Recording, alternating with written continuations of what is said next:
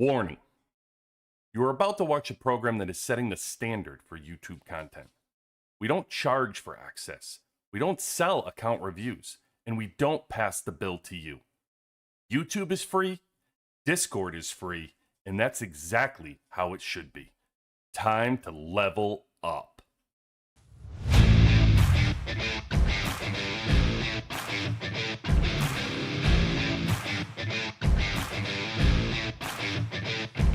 You're watching pressure, not panic, not chaos, just pressure. Because strength doesn't need to shout to be real. Becoming confident, convinced this space should crack.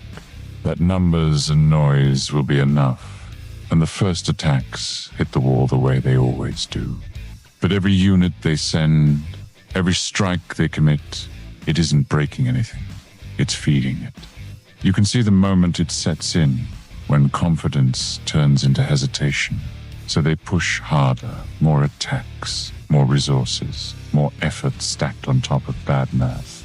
Fires don't start here, they start on the way out. Because this wall wasn't built for highlights, it was built for endurance. Wave after wave, the result stays the same. Because defense here isn't passive, it's patient. This is what happens when pressure meets structure, when noise meets restraint, when ego meets a wall that doesn't care. Welcome to WWC Live.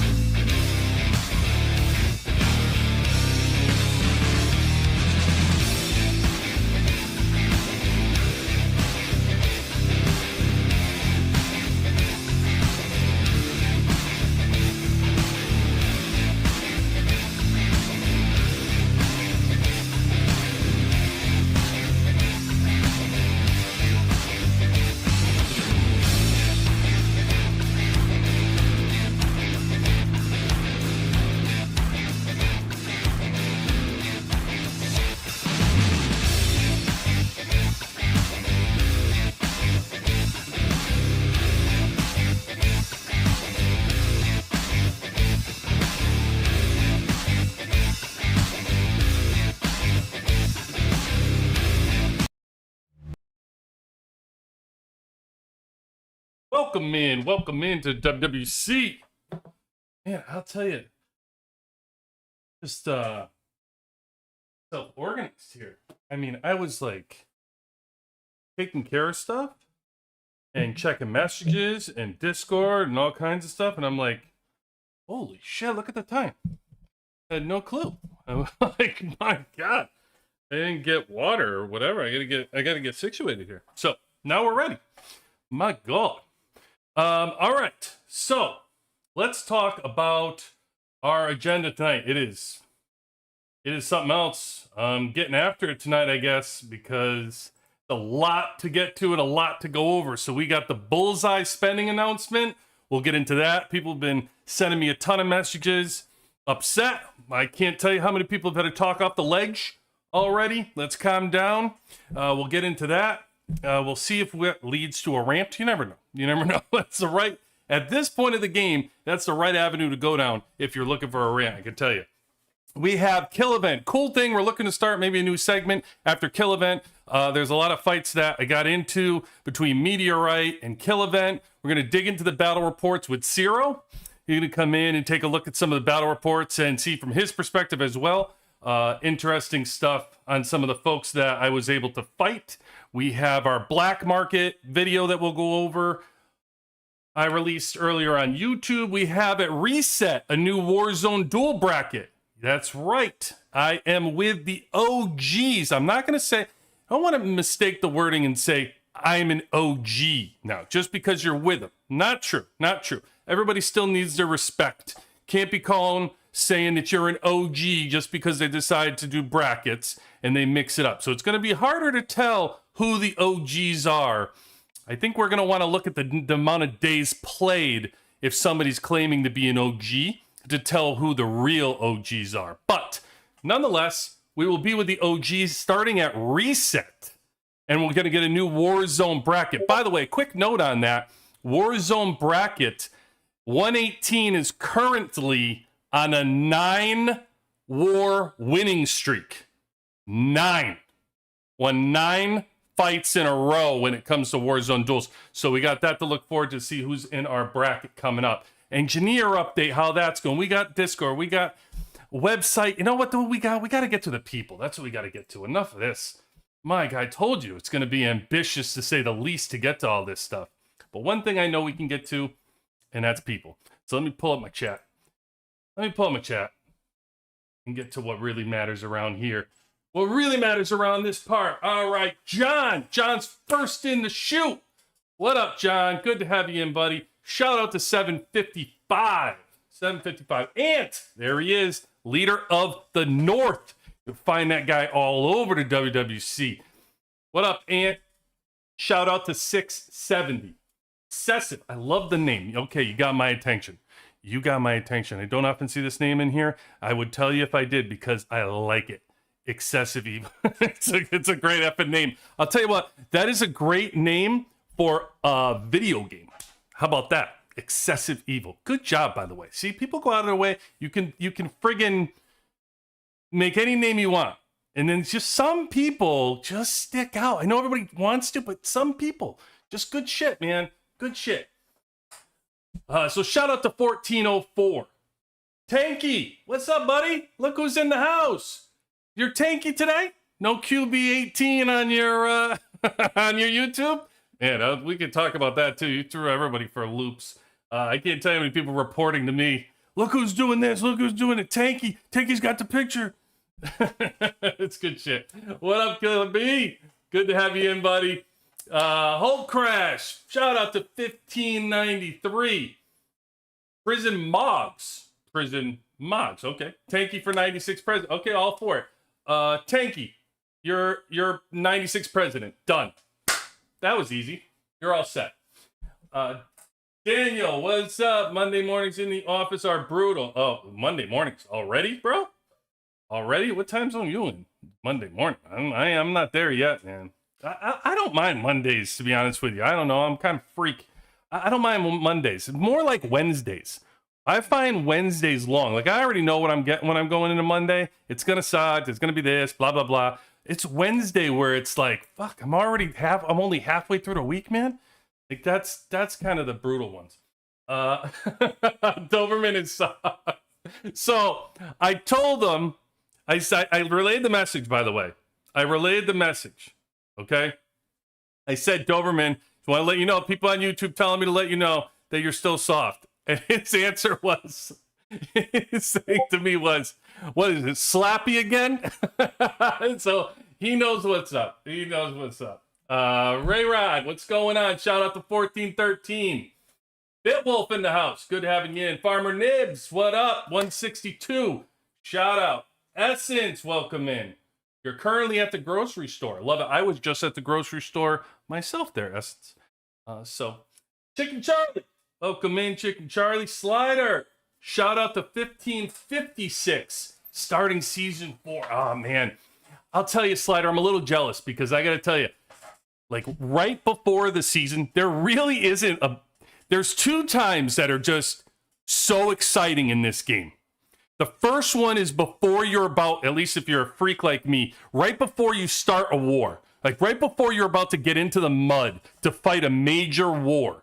Right? Whether that be a Warzone duel, whether it be like whatever war matters, and you start to get kind of that adrenaline pumping, like you're just fucking, I don't know, maybe it's just me and I'm nuts, but adrenaline starts to get pumping, you're all excited, you're like ready to fight.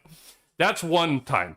And the other time is before a season starts, before it kicks off, before you got to refresh your whole system, you're going to get into the season. You know why? Because it goes into when everybody says they like to play this game because of the people. There's no better time than right before a season starts because everybody's online at the same time. No matter the country, it doesn't matter. Like, everybody's rearing to go. Everybody in your server, everybody in your team, everybody in the friggin' game, in your bracket anyway. Like, there's so many people online at that point, and I don't know, that's really exciting. Those are my 2 favorite spots. So I'm happy for you, man. Looking forward to you for you to be in season 4 tonight. Good. Be all right. You'll be all right. Season 4 is all right. Chicken Charlie, goodness, Meteorite is done. I'm still recovering from being flattened by Qatar. Yeah, that'll do it to you. Little flashbacks. Little flashbacks. You're OG QB. I am not. OG, man. I can't take that. I can't take that label. It's not true. It's not true. I respect the OGs in the game that have given us what we have, and I'm now a lab rat. I will now be a lab rat. That will be true, but not a real OG. I mean, listen, those OGs. I'm probably not that far off of some of them. Where are we at? What are we at? 945 days I've been on here. So, some of them OGs probably over 1,000 at this point. They were definitely like a month in front of us. Month and a half. Good shit. Cero. Oh, Cero's there. There he is. All right, we got to get him up. Brugatti, welcome in. Welcome in. You're always welcome. Any help I can provide. Shout out to 1976. All right. KM, what's up? Good to have you in, Danny. Welcome in. Cero, a little guitar goes a long a little guitar goes a long way. That should be the name of this game. Because you're right. A little guitar will go a long way on a kill event. That's for damn sure. Tanky, Doberman was chasing me during Meteor, and then Doberman has a has a way of chasing. Well, especially if you had my name, because he's always looking to come after me. So you chose the wrong name if you were trying to get rid of Doberman, Tanky. Good evening. Shout out to 2213. We are not sure when season 1 will start. According to Captain Hedgehog, it will be mid-September. We are day 127. Well, I can tell you what. If Captain Hedgehog said it, you can take it to the friggin' bank. Because that dude knows all shit going on. So if he's saying it, I'm believing it. Because that's why he's our partner, man. Captain Hedgehog knows his shit. So his guides, his website, the guy is just unmatched out there. Big shout out to Captain Hedgehog. All right, but let's see. All right, Cero, you ready? You ready to come on? We can get in some kill event battle reports. Some of those big son of bitches that were hitting me that were chasing after me and hitting me. You want to see how I did? Let's see. Let me get Cero on. All right. Give him a call up. Well, that was quick. Damn. Cero. Hey. What up, brother? Yeah. Hey, man. I had to mute the stream to make sure we don't got the echo. How's it going? It is going well. Hold on, let me get your audio in. I gotta set up the guest too, because I still have BB up here. Okay, nice. Here. And there you are. All right, you're in. Let me get All right. Let me get your data so everybody knows Cero is. Cero, what server? I'm on server 1048, 1048. All right, what team? XLOK. And what's your THP? 192. This time, mathematically correct. No rounding this time. All right, boom. You're dialed in. You're dialed in, my man. All right. Okay, Cero, good having you in. Yeah. Man, it has been a crazy day. So we got a lot going on. This would be fun. So let's dial into, and for those of you who don't know, Cero is one of the admins over on our Discord. You can see it at the bottom of the screen. If you're not in, what are you doing? I mean, seriously, get on over to the Discord. It's ridiculous. Come on, get your experience. Got to get your experience up. That's right. You leave a comment on our Discord, you get experience and you get levels. You could be, move up rank. We have military ranks for our chats. So the more you chat, your military rank changes. It's a little insane over there. I got to be honest with you.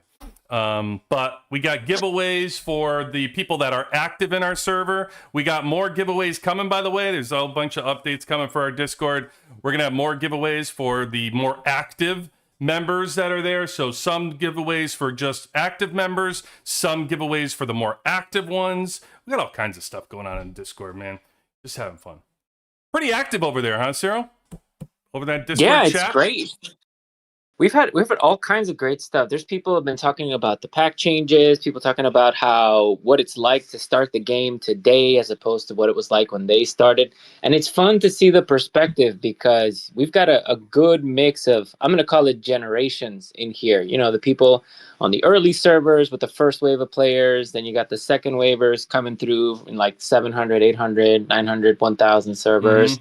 And all the folks that basically started the game with all the quality of life improvements, with more passengers in the train, with arms race resets, and they're playing a different game. And it's really cool to see how everyone's approaching the same problems different ways because they've got different tools. Yeah. That's good shit. It's good shit. There is a whole lot of improvement going on. Especially, listen, I know we get into these pack changes and people don't like it and people blah blah blah. But at the end of the day, it's going to be a completely different game for those that are starting today with all these pack changes. You know, the way I looked at it, the way they should have started this game, the way that it really should be that would make for a better game would be like if you had, I'm just going to do random round numbers, but like if you had free to play that was 60 million and you had a light spend that was 70 million, you had a mid spend that was 80 million. Your high spend was 90 million, and then your whales were 100 million. So there were like big gaps, right? But that would be the gaps. Like it wouldn't be 60 million gap and 70 million gaps. Like I think that's where you just get into too much trouble. Like when you just make it endless gaps and somebody's in a building and you can't get them out. It just becomes like, okay, like how much fun is that? And I'm not even talking about where we are because at the end of the day, even the toughest and strongest people around you can get them out of buildings because you probably have somebody decently strong that can get them out. I'm more talking about season 1 or season 2 people that are having to put up with people that are 70 million. You know, like that's just crazy. Like you just ruin people's seasons, you know? Yeah. Because they're just camped and I watched it. I just like it really was eye opening for me when I actually watched that one day where I saw that person that was sitting in the building and you realize how strong they are versus everybody else who's playing at that point of the game and nobody can get them out. It's just, I mean, literally, like it wasn't like we're used to where every once in a while somebody will hit them and pop them out. This person was just camped in that building and 70 people were hitting them. And then finally, they just got themselves out and refreshed. And it was back to 70 people hitting them again. It really, like, everybody else who was in that war, he just ruined it. It's just like, it's just a terrible game to play. You know? Yeah. So. Yeah, and I even remember the first SVS I did like a million years ago in preseason. One of the servers that we went up against, and it's crazy because this was the power gap, right? This was my power gap. We were all working with tier 8 troops, but these guys, because they were just ahead of us in the grouping, already had headquarters 27 and were killing us with tier 9 troops. And that was enough of a power gap that we were like, man, this is a tough fight. We ended up losing, but we looked at it and the post-mortem was, you know what, we need more people pushing headquarters. So like that's the kind of thing where if you're focusing on the right growth, if you're making good decisions, you can be impactful. And that's what makes it fun because you're making a difference at a macro level, not this one cat dropped 20 grand worth of crypto on it. And now for the next whatever they decide to do is what's going to happen. Right. Right. Yeah. Yeah. And I think it just changed. It just shifted. Like where we played when I first came in, you had the OGs and then you had us come in and sure, we had people like, Crazy Deerfly was kind of the example at that point. I mean, it's funny because Perna was on and she said she had looked up somewhere how much Crazy Deerfly had spent.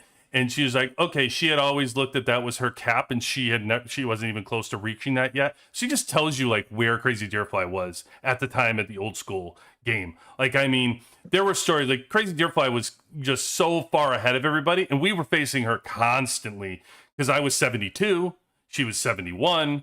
and we were always in battles with them.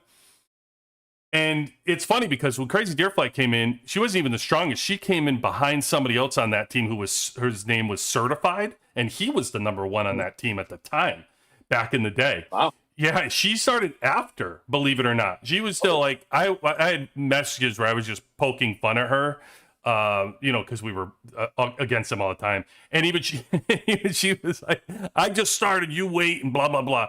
And, like verses would just be out of control. They would just be blowing up verses, spending crazy amounts of money. And she was still like a level 27, like headquarters 27 or something. But this other person, Certified, was kind of the original whale on our server.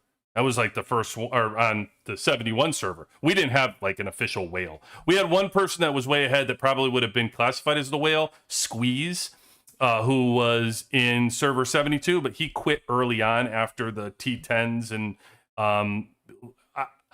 he seemed to be like one of those financial debacles that just got out of control too fast. I mean, he really got out of control too fast and literally like overnight just disappeared. Didn't sell his account, didn't do anything, just like stopped. Just like his base ended up just dead. And imagine having the most powerful person in your server back then just being a dead base on your server. It was wild. Man. Yeah, it was wild. But yeah, Crazy Deerfly was completely out of control at that point. But even then, there were always people that could beat her, or you could beat her.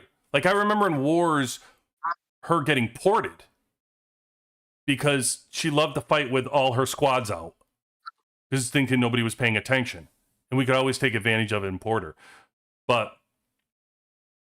she also didn't really have a fourth squad now. Like I think the difference is with a lot of these people that are developing the teams now, they have like red prints on their fourth squads, and it's just a whole different ballgame playing. In the... Dude, that is so mental. I know we'll get into it, but just it feels like some of the changes they made, like what they just changed with the Bullet Bonanza event, where you don't have to wait for the full 680 to start getting some blueprints back. Yeah. That's a good change. They need to pull something into total mobilization the same way they did for Glittering Market, where you spend your diamonds, you get your 20 tickets, your 10 tickets, whatever. You get some small amount a day. But make it so that everyone in the game can engage with those. And now you've got a bunch of good systems where you don't have to spend money. Because Bounty Hunter, you get free bullets every single time. In Glittering Market, you spend diamonds and you get glitter coins. In the Ammo Bonanza, you get free bullets every single day. The only one that isn't giving you something to work towards is total mobilization. I think that's the next one they're going to touch. Maybe. And I back...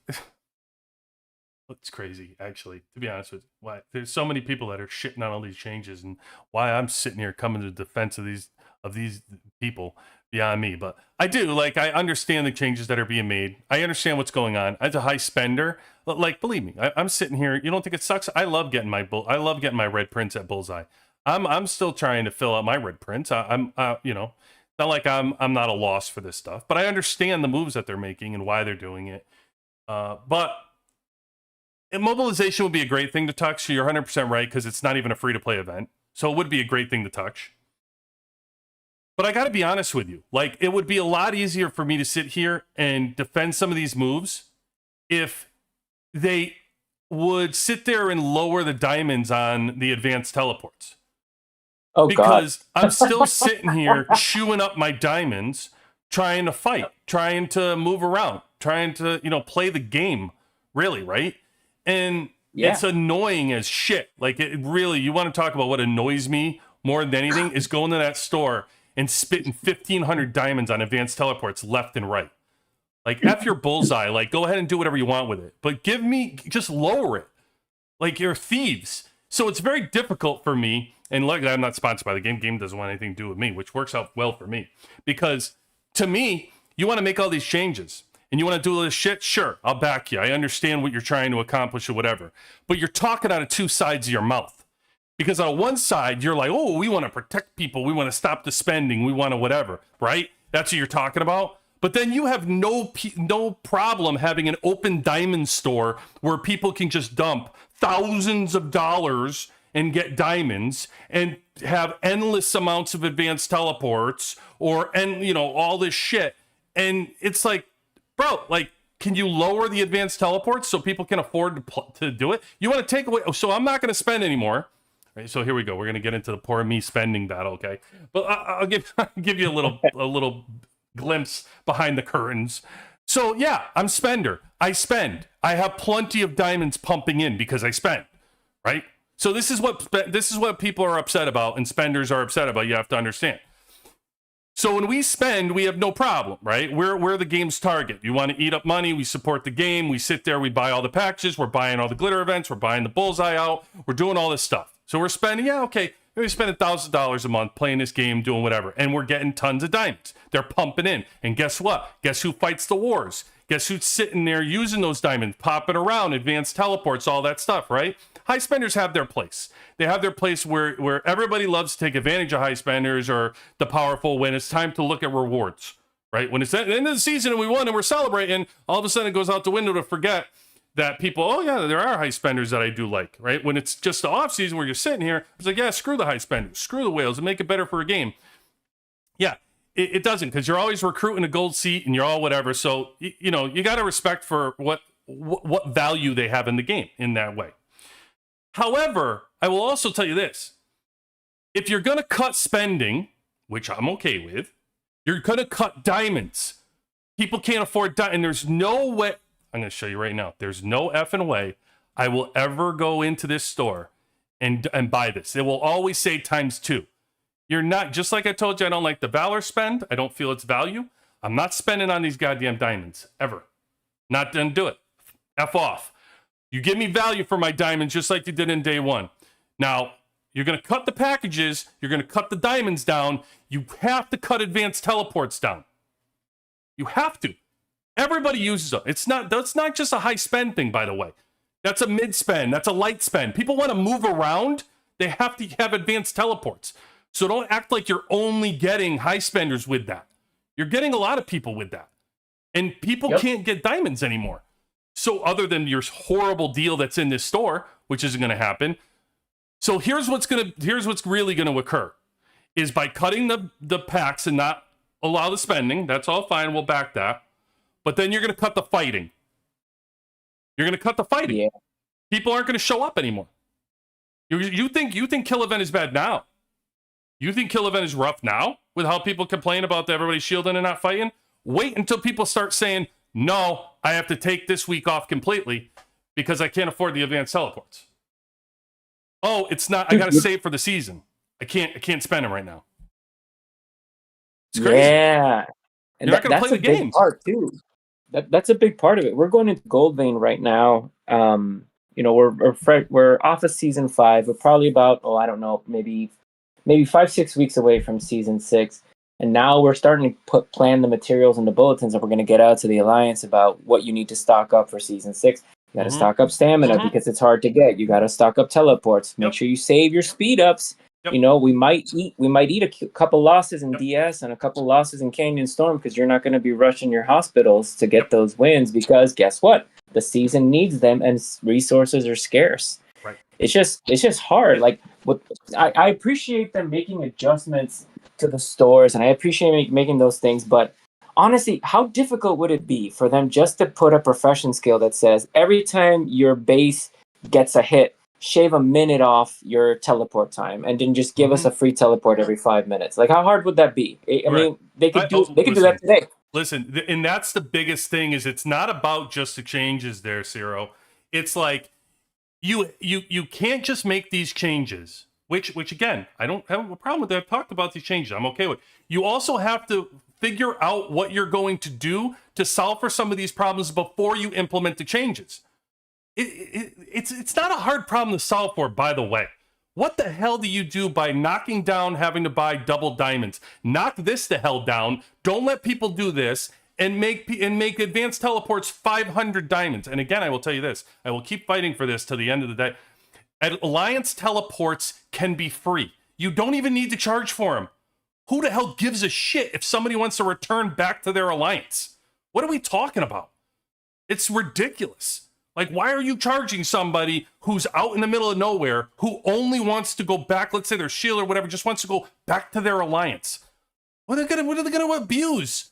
What are they abusing? Yeah. In order to go away from their alliance, they have to use an advanced teleport. So you're already getting that money. So then what do you care if they want to return? Then they'd only have to use another one to go away from it.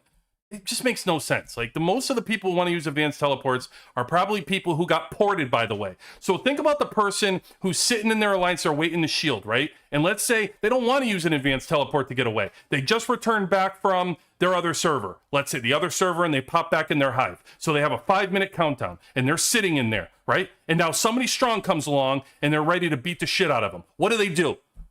What do they do? They have to sit there and get abused. Okay, so now they're going to port away somewhere. Okay. So can they return? Can they return for free? Like, back to their alliance? Like, who cares? Like, what are you solving for by making them pay for that? I just don't get it. So there's just some things, like, if you want to make these major changes, you should have solved for advanced teleports. You should have solved for diamonds. You should have solved for, because to me personally, I think you're quietly trying to say, we're going to hide where we're going to get our money.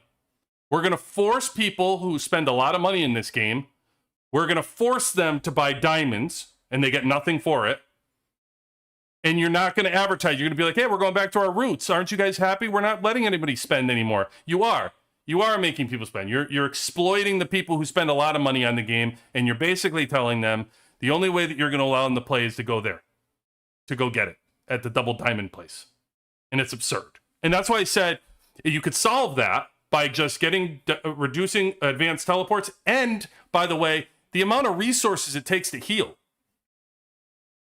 I mean, honestly, to get ready for a kill event by not getting any more of these diamonds and not getting all this stuff, you're draining diamonds, you're draining resources for everything. So if your goal is like, hey, we're going to take all the high spenders, we're going to take all the whales, and we're not going to let them fight anymore.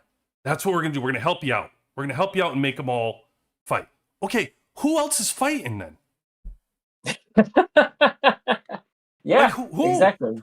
Because a lot of the people that don't fight don't want to fight because they can't afford it either. Just playing the game normally, by the way. None of that changed. A lot of people don't sit there under a shell because they're like, oh, well, you know, the whales are just going to port me. That's not just what they're doing. They're doing it because they can't afford it either. They're trying to build up resources so they can build their next building or build up their next troops or save for the season themselves because you've made it so we fight 4 times a day and people can't fill their drill grounds. So they need speed ups for the season and they can't buy them like we can. We can still go to the events and buy speed ups, but people who don't play, who don't have money, can't. So that's why they don't fight. It's not only like, oh, I'm going to lose all my troops as soon as I unshield. So if those people aren't fighting, and now you're like, well, the strong people can't fight anymore because you can't afford it to move around and do the diamonds, then who's fighting?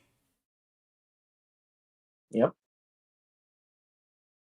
Exactly. I mean, like, we're just going to be under this giant farmer game.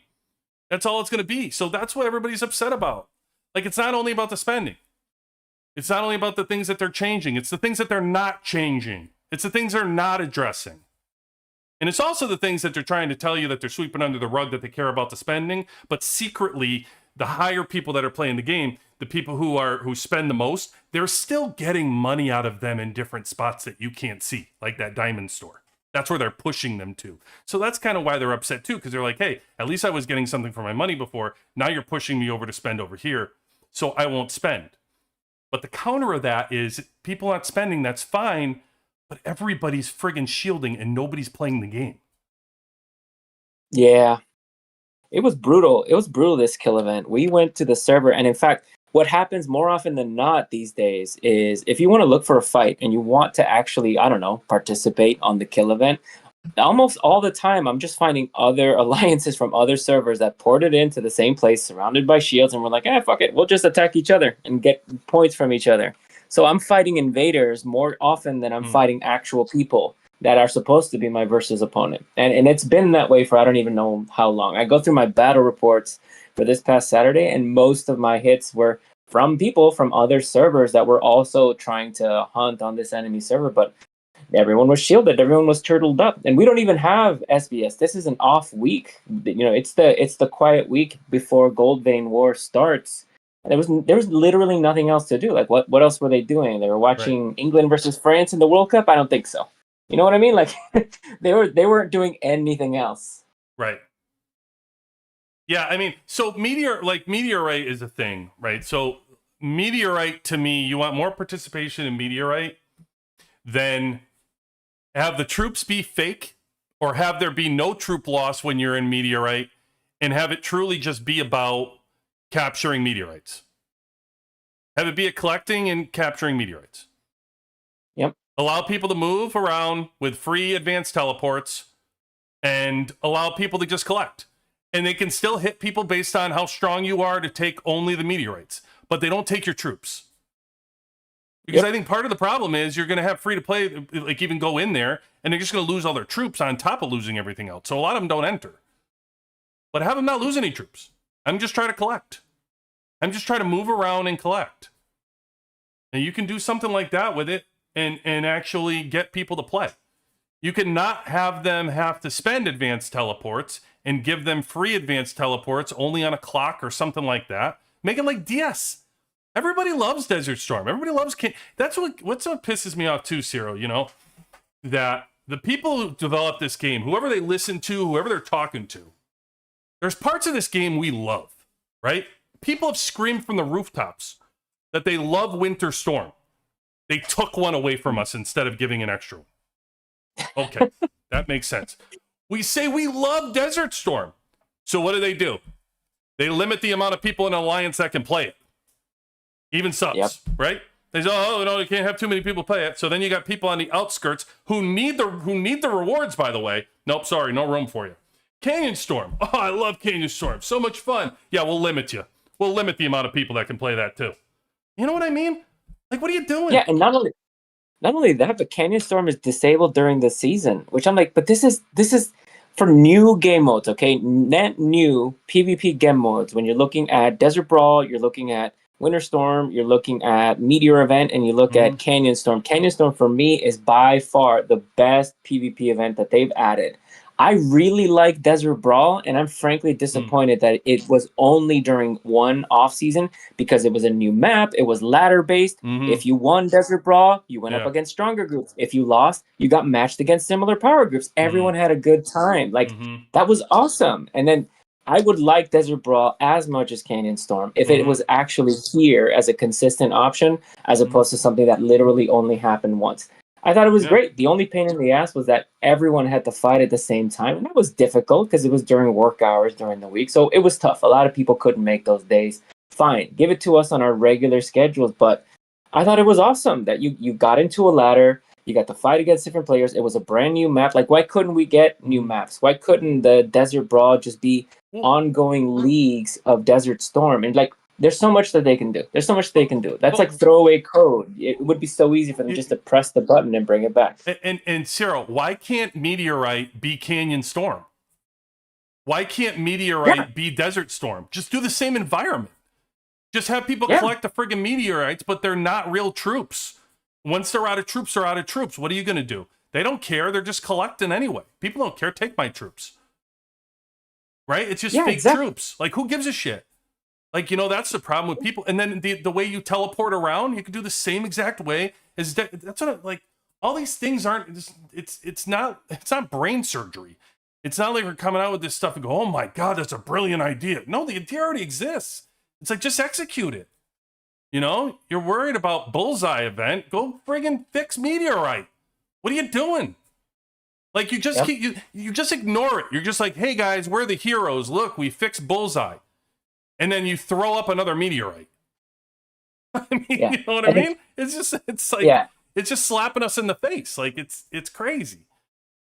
Yeah. Like, fix Bullseye, by the way. Go ahead. That was not an event anyone was asking to get changed at all. No one was asking, like, how do you go through the list of everything that you need to do? How do you prioritize your work in the game and where you should invest developer resources and where you throw your interns at? And then you're like, you know what? We need to work on probably the one event that everyone enjoyed. Let's just mess with this one. Yeah. No, it's a great point because you look at it and you're like, what do you prioritize first? Do we prioritize some way so that free to play and low spenders can actually do mobilization, right? Or do we fix Bullseye? It's like, no. Let's go fix Bullseye before we give people like some kind of mobilization tickets for free. And how hard is that, by the way? I mean, you want to really piss me the hell off. Like, how hard is it to just give people free mobilization tickets? Is it that hard to figure out? Like, what the fuck are we doing? Like, you get glitter coins. The concept's already there. Just give them free mobilization tickets. What are we talking? It's just silly. It makes no sense. None of the shit. It's just like, fuck, man. Like, honestly, like, who's looking at this shit? I mean, and we look at it and you're like, well, you know, developers are expensive. You got to figure this stuff out and do it. It's like, it's right in front of you. There's nothing to develop. It's already developed. You have tickets, right? Okay. So now you give them for free. Done. Solved. I mean, you know, like, I don't know. It's so silly. And you give out Bullseye. You give like Bullseye the darts for free. You're giving out the bullets for free in Bounty. You're giving out coins for glitter. Hello. Like, give out tickets for mobilization. It's craziness, man. I don't know. Again, a lot of these events are already solved for. Like, I agree with you. 3v3 Brawl was amazing. I was shitting on Goldvein, I'll be honest, and where possibly if I stayed in my current server, it would have been upsetting to have to team up with some of those things. But regardless, Goldvein was a blast. Like, Goldvein was really a lot of fun. I know a lot of people had a lot of fun. Win, lose, it was just a fun concept. It was something to look forward to each week. You got to strategize, you got to fight, you know, celebrate. Again, I will always go for the more of the Warzone duels and the Goldvein stuff off season. I think if you had more of that, you wouldn't need to pump out as much seasonal content as you currently do. I like doing things as a server. I think you reward people who are building a server together. I think, you know, it's more fun when you're able to fight with the other alliances in your server. It's just I want more server content in that, which is why it makes, you know, seasons fun too, right? You're out protecting your server, protecting the slower alliances and stuff. It's more fun.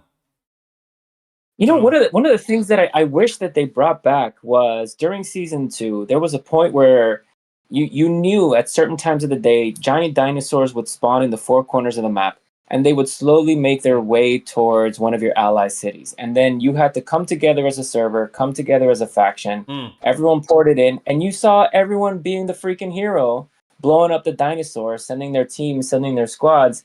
And it was a huge activity. It was a buzz. You had all kinds of people excited. They were rushing for the leaderboards. They were chasing. They were linking them in world chat. Good job, GG's, sending gifts. Like, it was awesome because it was something that happened. It was spontaneous. Great point. And people enjoyed it. And that was so much fun. But then they kind of made a worse version of that in season 4 when we had the Oni wagons. And yes, when the Blood Knight dropped, you had 2 Oni wagons you had to kill, and it was predictable, but there was no sense of urgency. It was just, it's going to happen every Blood Night. There's 3 Blood Nights a day. So it is what it is. So, I mean, stuff like that, where there's a giant dinosaur that's going to come trash you, you got to do something about it. That's awesome. Like, stuff like that makes the world feel more lived in, you know? Yeah. No, I agree with you. I think that was a good concept. Yeah. Blood I know at least for, you know, people, Blood Knight Hunter was a big hit for, you know, at least people that are fighting, that love to fight. Blood Knight Hunter, it would have been nice, instead of just getting rid of it, finding out a different way to do Blood Knight Hunter. Like, for maybe for everybody. Maybe you do Blood Knight Hunter at different levels. So, you know, it's not just basically Blood Knight Hunter for everybody. Maybe it's just Blood Knight Hunter for, you know, for people that are at different spend levels or whatever that wanna do it. Maybe mark size differences you could do. I don't know. But either way, Blood Knight Hunter was a blast. Loved it. Yeah, I mean, how difficult? How hard would it be to have a Blood Knight Hunter, like, to make it 1 point in profession, or just make it free or whatever, where you turn it on, and then what it does is you get to pour it into a server, and they already have a way to sort players out. You're a white seat, a blue seat, a purple seat, a gold seat. Great. As a blue seat, let me pour it into the blue seat server. Let me go burn everything. My troops are whatever, unlimited stamina, unlimited troops. Just literally go in there and just beat the shit out of each other. And it's a last man standing with these free troops. All right, good job, GG's. And then you come and you do it again another time. Like that would be so great. They already have ways to separate players. They already know how to divide people into groups and into tiers by power. Like, what's the big deal? There's no reason why you can't let me know that I'm a blue seed or a gold seed or whatever mid-season. And if they feel some kind of way about it, they give them names, right? Lieutenant, corporal, captain, like whatever. It doesn't make a difference. Call it whatever you need to. But just give us a server we can port in. Yeah. No one can shield. Everything is contaminated. And just go nuts. Just beat the crap out of each other. Because how fun would it be to test new teams, to test new exclusive? Let me mess with my gear. Oh, I've got a buddy on there. I'm going to beat the crap out of him. We're going to see if my air squad can finally beat his missile. Like that's the kind of stuff that I really enjoyed once the season's open and people can port in. Because you try all kinds of stuff like that. So just give us more ways to do that. Yeah. No, I agree with you. All right, let's go in, Cero. Let's enough ranting, crying and complaining. Let's dump into our kills here. So who I had to run into this weekend. Okay, so let me give you one we can take a look at. Probably one of the more interesting ones that I fought here. Let me just pull. So for those of you who don't know, we had kill event against 120. I had a fight. Winner would have been, what is that? Not his name? What does that not come up? But like his why is it? Oh, it's searching. Oh. How long does it take? Cero, I get this a lot where I get this search bar takes forever. I have too many fights. Yep. I have too many fights. That's my problem. I fight too much. I'm not fucking with you. I fight too much. That thing, and I don't know, like, what am I supposed to do? Delete them all? I mean, I love looking up old battle reports and fights. Like, having me just delete all my battles? It seems wild to me. Yeah, and they expire after a while, too. For the next go around, probably what we can do is just pick the handful of fights you want to check out, mark them as favorite, and then they can come up quicker on the favorites. Well, let me tell you something. When you have Desert Storm and Winter Storm in here, why wouldn't you see? We're complaining again. Why wouldn't you just put kill event? You know what I mean? Yeah. Hey, who's this? Oshnaps. Is that Slappy? Is Oshnap Slappy? Oh, snaps. Yeah, Snap's hooking me up over here. Is that Slappy? I don't know if that's who that is. I can't find it. I'm going to go. I'll find him in. It's going to take. Okay, here it is. Here's winner. Okay. So we have winner here from 120. This is who we fought. For those of you who want to know. His total hero power is 426 million HP. I am 310 total hero power, Cero THP. Nice. Now, some of these battles, the reason why this is incredibly interesting to tell you. Oh, it is Slappy, that son of a bitch. What up, Slaps? What a good dude. He's such a good dude. Okay, so one of the things I will tell you, and this came up actually on YouTube, where somebody in the comments were being delivered, and it was like, tell me you're not a high spender without telling me you're not a high spender. They were telling me like, no, you should be doing your mastery, you should be doing your tactical before your mastery, right? That's what they were scolding me on. And it was like, yeah, listen, I totally agree with you. For like, if you're not a real high spender, I totally agree. The same route I've always said. The way that you should be building your tech is your mastery to 100%, your second mastery to 80%. Please do not split 40-40. Please do not do that. Your second mastery is to 80%.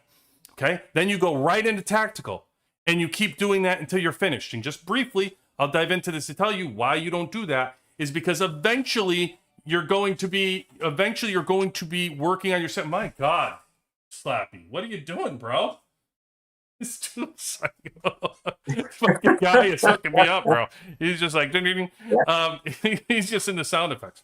Yep. Now, the reason why you stick to 100% mastery and you do 80% mastery, right?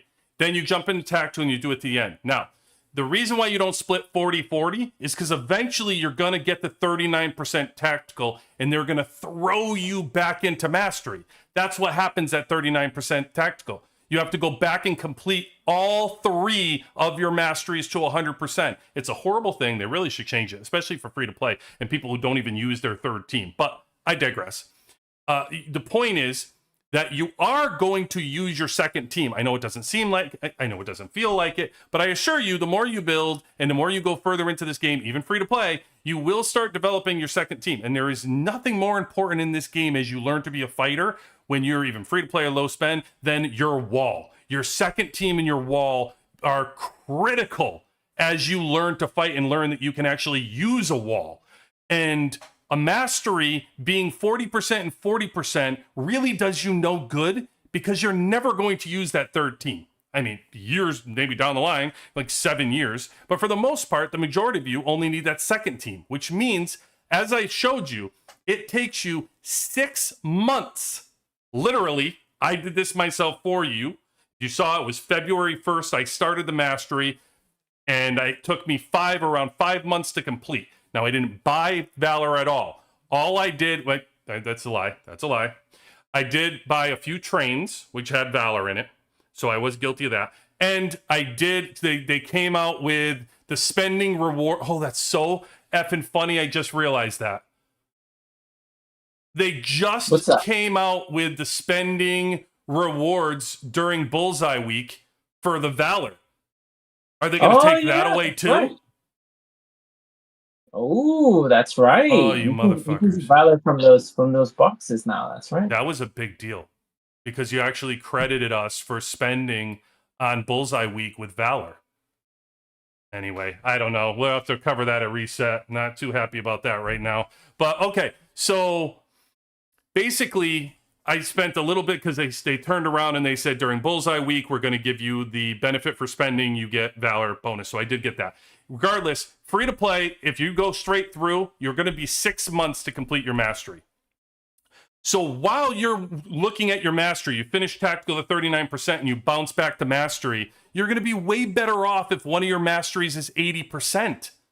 Why would you want to sit there with one of your masteries at 40 and one at 40? It really, and I understand the logic that you use. You say to yourself, okay, it's less Valor for me to go 40-40 than 180. So I'm going to outsmart the system. I understand that. But ultimately, you're not doing much of a shortcut. It's really not that much of Valor. And ultimately, you have to come back anyway to spend it. So you're really not saving yourself anything. You still have to spend it later. So you're only shortcutting yourself into tactical. Then that's the other thing. I'm going to shortcut myself into tactical. Ultimately, you're only save yourself a few weeks from going 40-40 instead of to 80. It's you don't save yourself that much time where it's not like, oh, I saved myself 3 months, 4 months. No, you don't. You don't save yourself that type of time. So ultimately, you're better off being 80% because then you can complete that team and do 100% mastery and 100% mastery. And you can have that second team when you're 39% tactical. You can have that second team at 100 and 100. And then you can work on that third mastery, which they force you to complete, while also having the best second team on your wall. That's the way to do it, especially if you're free to play low spend and you're moving through that way. That's what I would recommend. But for high spender, I've said this. This is my strategy. And I did this. So you can look at my mastery to see what I did. So I have 3 completed masteries, and now I'm 1% tactical. Now, why did I do that? When the traditional people, everybody, going to tactical. As I've said, if you look at 3v3, the game actually gives you a preview of how the fighting should be done in the battlefield. You want to counter everybody. You want to counterfight. Everybody who's high spend knows that you'll be able to get everything for your second team and your third team as you fight when you're a high spender. That's why this is only a high spender strategy.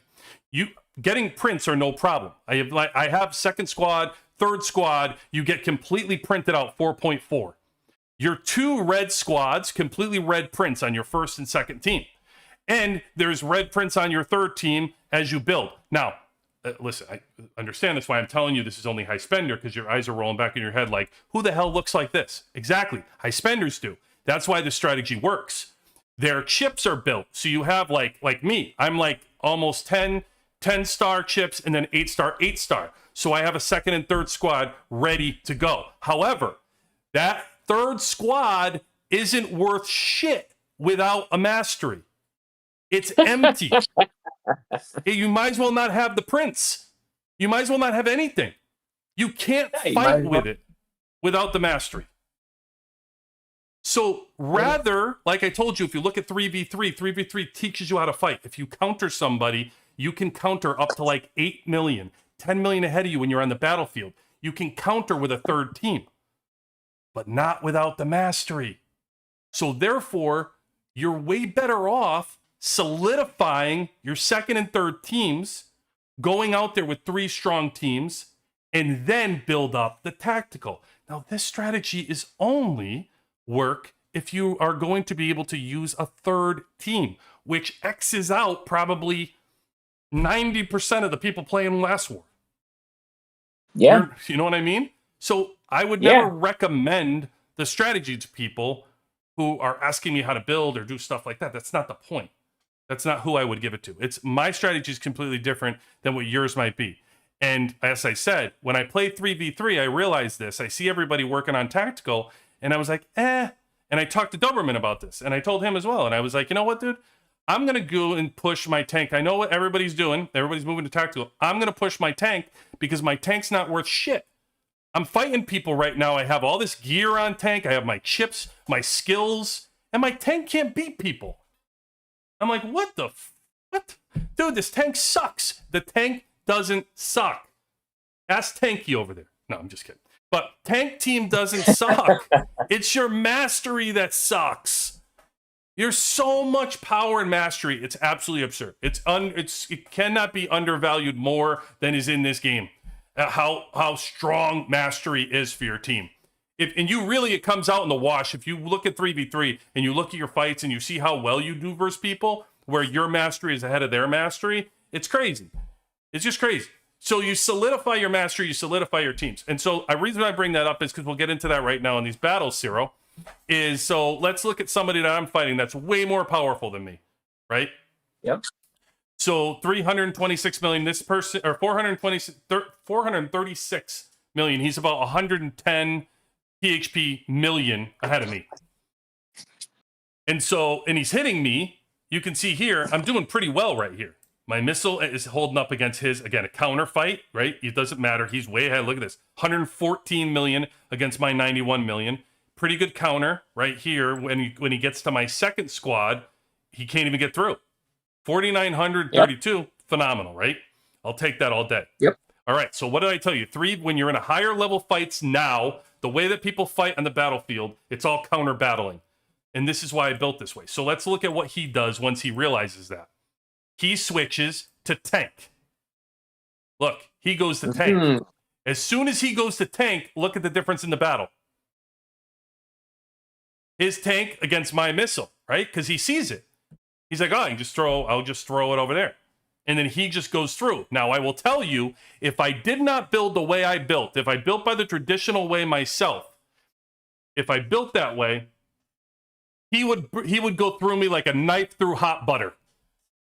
If I did not have mastery on the third tank team, gone. He'd get my wall, without a doubt.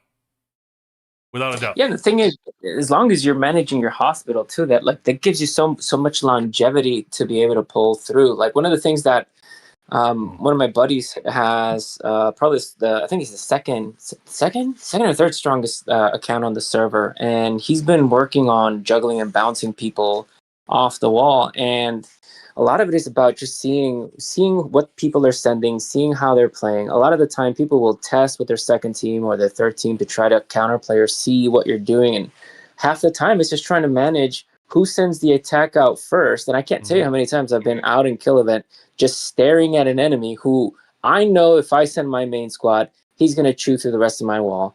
They know that if they send their main squad, I'm gonna let them bounce on me, and I'm gonna punish them by sending that main squad out. So we just end up sitting there, dancing.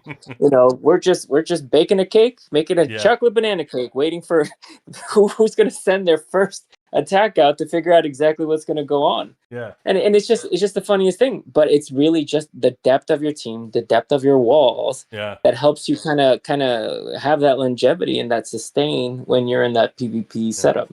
That's an underrated thing that the game changed that you're talking about in the battles that really changed the way battle strategy is the slower return with burning.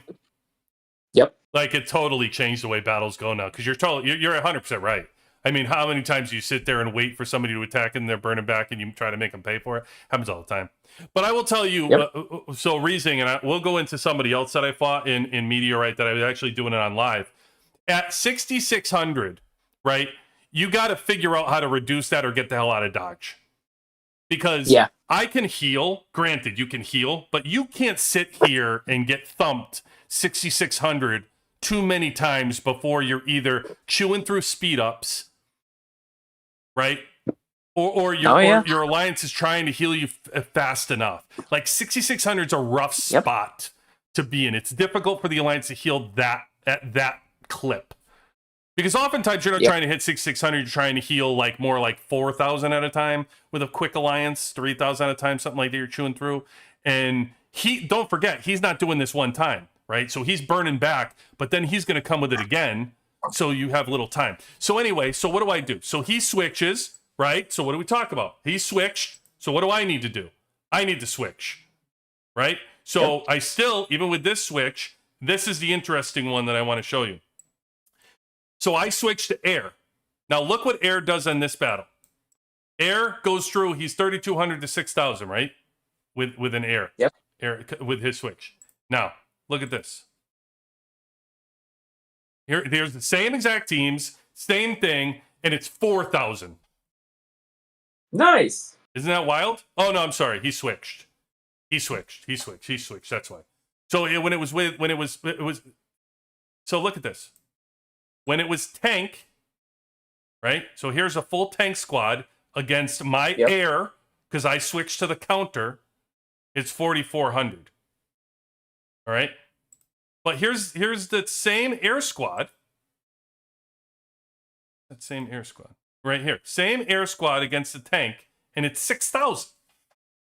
And this is why I hate air. I hate it. I hate air because it's like this friggin' flip a coin. You're either going to get the stuns or you're not. Yeah. And so there's a 2,000 difference. Yeah. And there was like 4 stuns on my first one or on the second one that I showed, and then there's a 1 stun on this one. And I'm like, the freaking stuns cost me 2,000.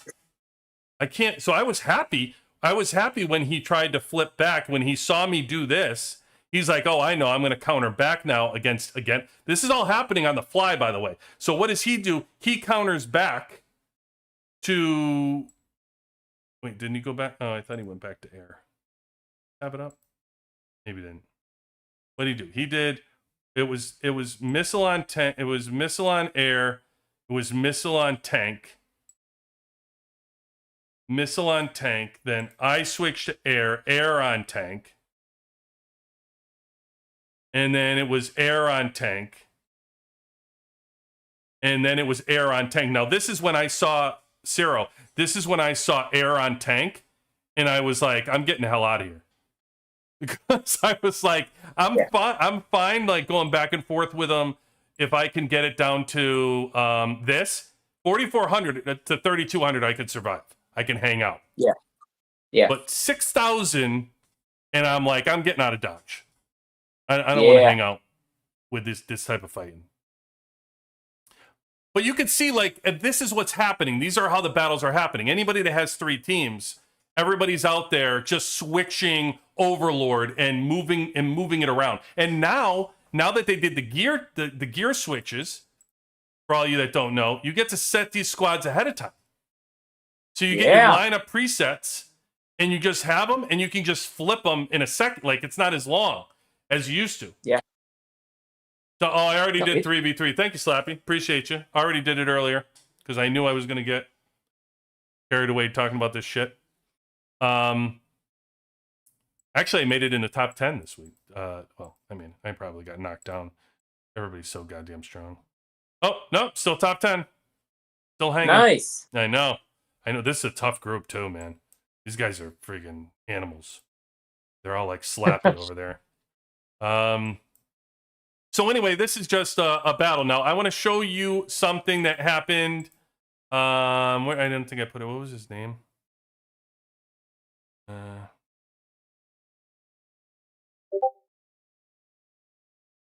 Fun thing with the presets, I was camping out running server defense with my buddy Stone, and we had people from another server coming, and they were running rallies, and we were pushing them out and burning them out. And they were pointing out in between fights, they went back to their server to heal, and I was like, I may as well do code boss. So I used the presets to do the code boss while I was waiting for them to come back after they healed. My buddy messaged me. He's like, "Hey, are you doing code boss in the middle of the fights?" I was like, "Yeah, why not? Boom, boom, boom. Press the buttons. I'm ready to go. Bring it." Were you shielded?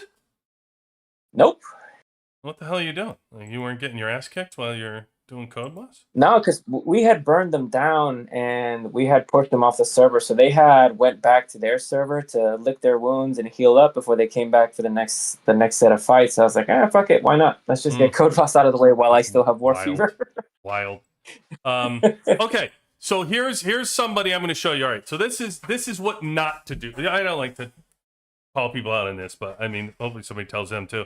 This is what not to do. So this was straight. I don't know if it was pride, if it was whatever. It's not a smart tactic to do. So as you saw when I was getting attacked by Winner, right? As soon as 6,000 hit, after a couple of those, I got out of dodge. I want to see if I can survive. I want to see if I can switch, whatever. Good for battle reports, good for hanging out, and then I gotta run. I'm not gonna hang out in town and keep using my speed ups and whatever. For what? It's pride, right? Like if my alliance can't heal me fast enough and I can't hang around in the battle, then there's no sense in sitting there just getting walloped if your team can't hit you.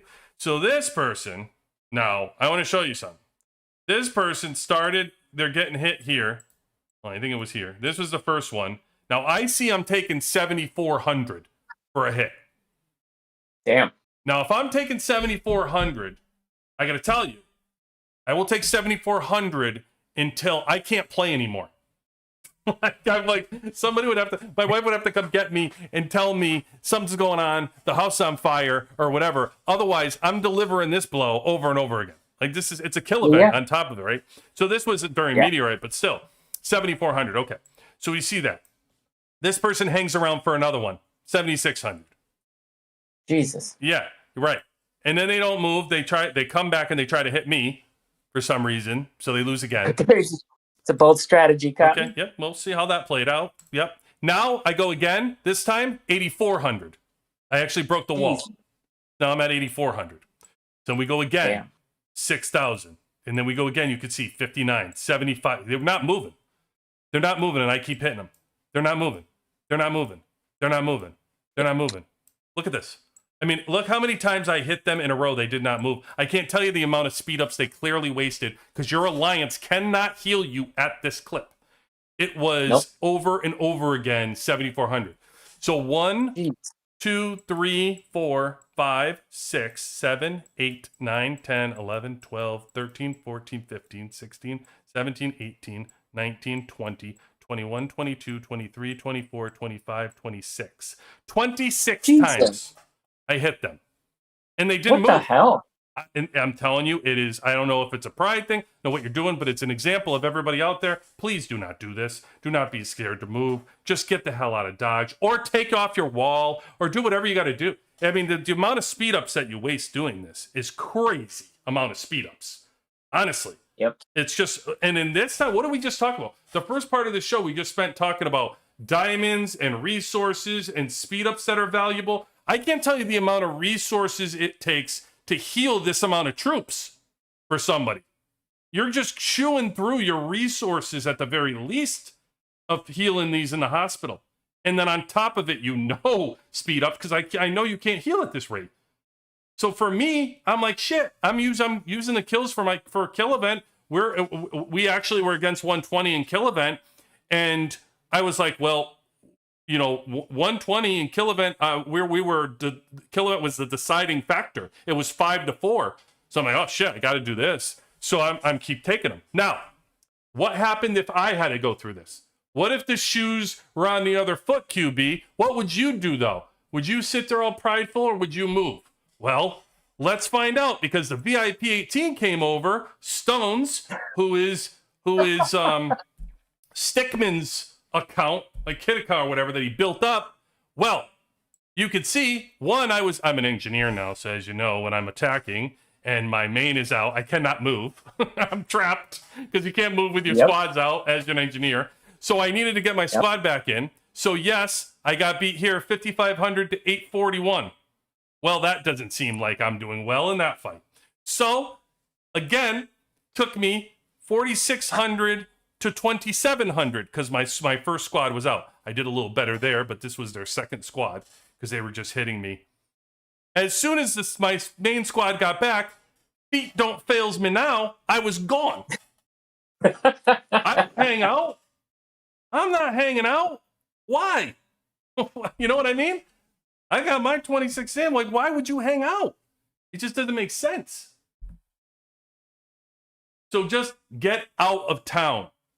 All right? That's the message there. Don't be too prideful. If your alliance can't heal you fast enough with the kills, then you got to take off your wall or you got to get out.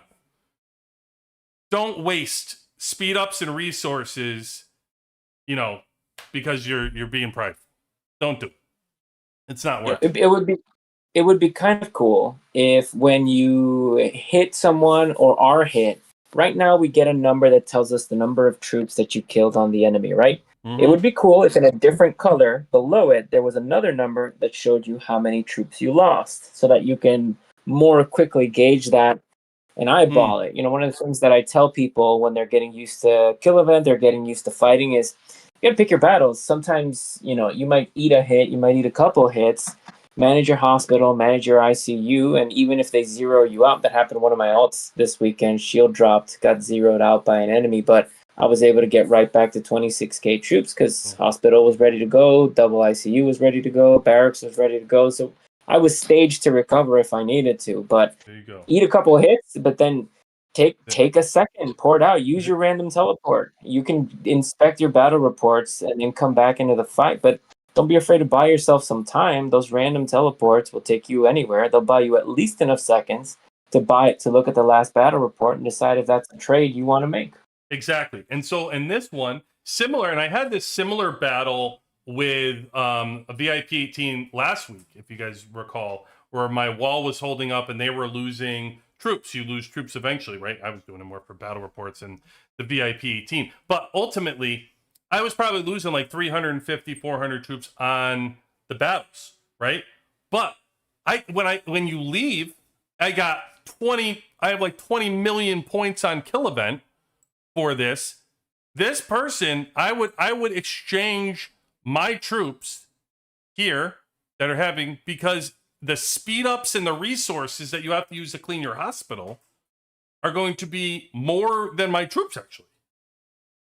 Like, it's one thing if you're exchanging troops where it works and it makes sense. If the other person's dying, a way that it makes sense is you're exchanging troops where they're taking, let's say, 30,000, right? So let's say they're burning, they're 3,200, you're 3,300, 3,500, your alliance is healing your hospital. You're using 0 speed ups and you're losing minimal troops in your hospital and your drill ground's not being impacted.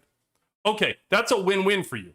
All you're losing really is the resources to heal your troops. You can go through that. That's out of all the 3 things that we're talking about, whether it's troop loss, speed ups, and resources is the easiest thing to recover. So that's a great loss right there. As soon as you enter speed ups into the equation, you got problems. Yeah. Because that's for healing, to heal that many, you may think troops take a lot. it costs me a day to make 1,000 troops, right? Like whatever, over 1,000 troops. It's something like that. To heal your hospital, it's like 6 days to heal like whatever. What do I got in there right now to show you? I got 385. So 385 is only 2 hours. So you can figure out by then. So that's going to be what, 4, 6 hours for every 1,000? It seems light. It seems light. I'm usually healing my hospital. It says like 6 days for. Oh, maybe it's because it's like 15. Maybe you're healing like 15. Yeah. So that's probably, maybe that's right. Right? 6,000? Is it 6 hours? Yeah. For every 1,000? The healing is faster than the training. Okay. The thing is, here's the kicker though. I will train once or twice a day, but if I'm out fighting, it's a fire hose. I'm going through everything immediately, and it's either I have it right now or I don't. I'll tell you right now, I'm just looking at my speed ups. I've got like 14 or 15 days worth of training speed ups bank, and I have all of about 9 hours of healing speed ups. And I burned through my universals just managing the hospital. So right. So that's two. So really, it's every 4,000 is 1 day. Is what it works out to. Yep. Obviously, depending on where your hospital speed is and where your survivors are and whatever you're doing. But this comes out to, I mean, you're looking at what, 400. If you're 300, 400, somewhere in there, you're probably going to end up being about 1,000 a day. Yep. Is that right? No. 4,000. 4,000 a day. Yeah. Yeah, about 4,000 for a day's worth of speed ups. You know what? That just calls. That's a huge deal. People, when they talk about preparing for fights, preparing for wars, and preparing for combat, being ready to heal and managing your hospital is such a huge part of what your longevity looks like and what your just your endurance and your stamina is, just to get through the event and last through to the end of it. More than just about anything else, it's always going to be cheaper in terms of speed ups to heal troops than it is going to be to replace them. That's why there's that tech in the defense fortification where it reduces your death rate, or upgrading the level on your wall that passively improves your death rate. That kind of stuff adds up, and it really helps. So Wu just said 5,500 he is in his hospital is 1 day, 11 hours. So that means, let's just call it, like 5,000. Let's just say 5,000 is 1 day for him. That's fine. 5,000 is 1 day. So even in that battle that I had, because if you're losing, like, if not 5,000, it was 7,000. But even if you're losing 7,000 at one clip, right? You're losing 7,000 at one clip, your alliance can't keep up with it. So you're trying to move through your hospital and go. You're going to hit 20. That's 26 days. That's 20. You're like 26 days of speed ups. You're sitting there spending. And the guy that you chewed through, that had you pushed through him like 26 different times. If he lost 7,500 troops a clip, that means he had 195,000 troops. And assuming it takes 5,000 to clear a day, I mean, he burned through at least 39, 40 days worth of speed ups, letting you beat the shit out of him. But that's what I mean. Like, the exchange rate of like you to them, right, is just not worth it. Yeah. It's just not worth it. I mean, unless you have a YouTube show and you're looking to show people how many you can get through. Like, I don't know, maybe they do, but I damn sure I did it with, what was it? Did you say Master Chief? I did it with that Master Chief guy. I think. Is that? Oh, somebody Trunken Master. I got their Trunken Master too. I don't know who Drunken Master is, but that's pretty funny. I like it. Yeah. But so I'm saying nurses don't get paid enough. Yeah. Listen, ain't that the truth? Yeah, here was the master. But you can see here, mine was nowhere near the 75 that okay, holy shit. I took this guy like 37 times. Look at this. My victory in defense, 60. This was 6,000 I was doing for this guy. This was 5,300 here, and this guy was ridiculous. This was pure. This was a VIP 18. What was he? 423 million. So this was like if it was Doberman. I mean Doberman Winner. This is like Winner over here trying. This was incredibly fun. This was like changing. I was constantly changing squads on this guy because it was like his tank to my air, and then he was switching his air. He'd do back to missile, and then I switched back. I went missile to missile, and then I went to. I think I tried my tank at some point. Did I try? So see, look at the difference. I mean, the missile to missile, we didn't change anything, and it went from 6,000 to 4,600. See that? Look at that. Missile to missile, 5,900, and then missile to missile, 4,600. That's that freaking crit rate. That's crit rate bullshit, is what that is. When it works, it works. And here's I went missile. This one's missile to tank. He was in the look at him. I caught him with his pants down. He was in the middle of switching his overlord on this one. And I beat him. Nice. I know, right? I mean, come on. I beat him on all of them. Hey, listen, we take those. I'm just messing with you. I beat him on all of them. Yeah, so no, I was doing that. I analyzed the hell out of that with the team, like to look at the Master Chief, the different things. It's fun to send out the reports to the team to show everybody who was overworked and underpaid. Yeah, nurses are overworked and underpaid. They certainly are.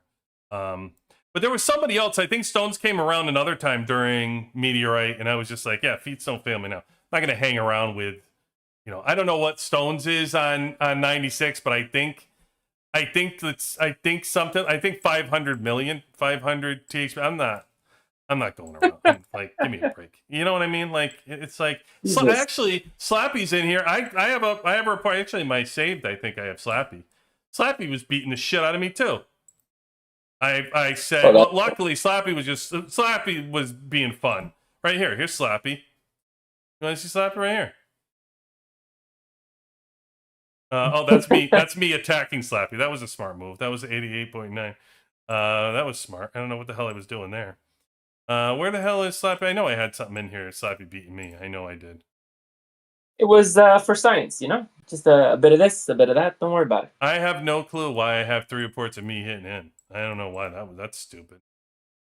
I have 4 reports. They've got to be the same reports, duplicated or something. I know I had Slappy slapping me around somewhere. Oh, here. I think it's over here. Here, this one. Oh, this one he got through all 3 of them. Look at this. Here's Slappy. 106 million, that son of a bitch. And this is when I was 84 million. Who knows what he is now, by the way. Because this is when I was 84 million. Now I'm 91. So he's probably 116 or something. Knowing him. I mean, he's just ridiculous. And he's crazy strong, too. Like, look at his THP. His TXP is another one. 459 million. That's insane. Yeah. You know what it is that I could double my total hero power right now, and he would still chew through me with all teams on the wall, easy peasy. Yeah. Well, so this is where I get out of dodge normally, right? He was just fucking around with everybody because nobody was fighting. Like, we were all fighting, and he was more promoting fighting. He was like having fun with everybody, hitting him with like, rallies and shit, you know what I mean? He was joking around, he's bouncing around or whatever. Listen, if the guy wants to take my troops, he's just going to use up my advanced teleports because I'm getting out of die. Here's one I actually defended. I'll have you know. There's Cero. I'll have you know. Like 6,900. I actually defended. I'm telling you, I remember. How about this? I remember where this fight was on the map when we were doing it too, and I remember. He came over and hit me once or something, and I stuck around. I think he hit me the second time here. They were right after each other, too, I think. 1748, I think they were right after each other. 1749. And then as soon as he did the second one, I got a victory. I still got the hell out. I was done. Like, later. and he wasn't even next to me. I think he was like a little bit away from me when he did it. Yeah. And he was just, fucking around, but yeah, these people are not to be played with, okay? Like, you see 106 million, 116 million, it's crazy. But again, my point is, and you saw it with the winter stuff, it's really about making sure you're doing counter battles. If somebody hits you and you have your mastery done, you have your prepared, you can just flip around and you can survive battles by countering them. You can just completely flip a battle to like, holy shit, I'm getting killed, to, oh, I might be able to handle this. That's how crazy. You're not going to win, but it's not about winning. It could be, especially, by the way, I'm going to tell you this, we'll tell this last thing about this for fighting. If you're in a Warzone duel and it takes them forever to get to you, right? The longer it takes somebody to get to you, the more time your alliance has to heal you.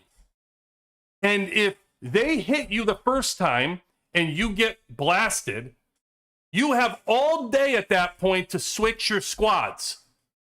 So switch them. They're going to come back with the same thing. They're not going to know what you're switching to. They're going to come back with the same thing.